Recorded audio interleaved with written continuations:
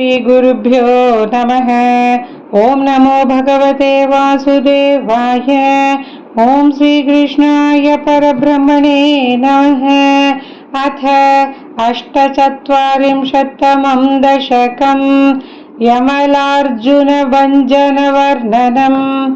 मुदा सुरौघैः स्वमुदारसम्मदैः उदीर्य दामोदर इत्यभिष्टुतः मृदूदरस्वैरमुलूखले लगन् अदूरतो द्वौ ककुभावुदैक्षथाः कुबेरसूनुर्नलकूबराभिधः परो मणिग्रीव इति प्रथाङ्गतः महेशसेवाधिगतः श्रियोन्मदो चिरं किल त्वद्विमुखावखेलताम् सुरापगायां किल तौ मदोत्कटौ सुरापगायद्बहुयौवतावृतौ विवाससौ केलिपरौ स नारदः भवत्पदैकप्रवणौ निरैक्षत भिया प्रियालोकमुपात्तवासनं ससं पुरो निरीक्ष्यापि मदान्धचेतसौ इमौ भवद्भक्त्युपशान्तिसिद्धये मुनिर्जगौ शान्तिमृते कुतः सुखम्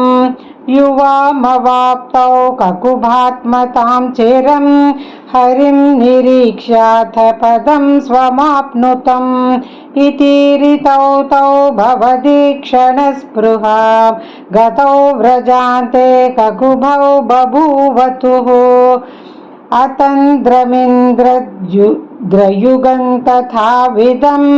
समेयुषा मन्थरगामिना त्वया तिरायितोलूखलरोधनिर्धुतौ चिराय जीर्णौ परिपातितौ तरु अभाजिषाखिद्वितयं यदा त्वया तदैव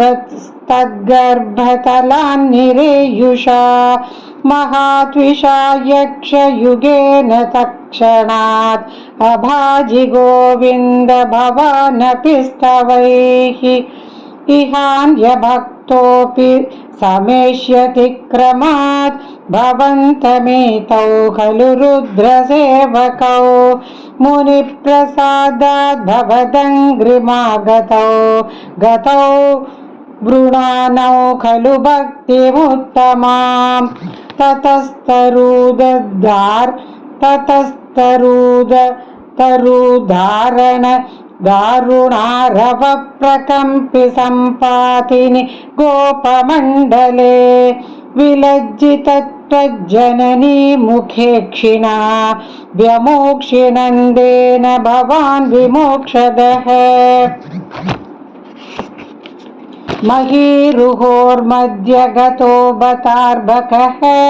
हरेः प्रभावादपरीक्षतोऽधुना इति ब्रवागणैर्गमितो गृहं भवान् मरुत्पुराधीश्वर पाहि मां गदात् नारायणाखिल गुरो भगवन् नमस्ते नारायणाखिल गुरो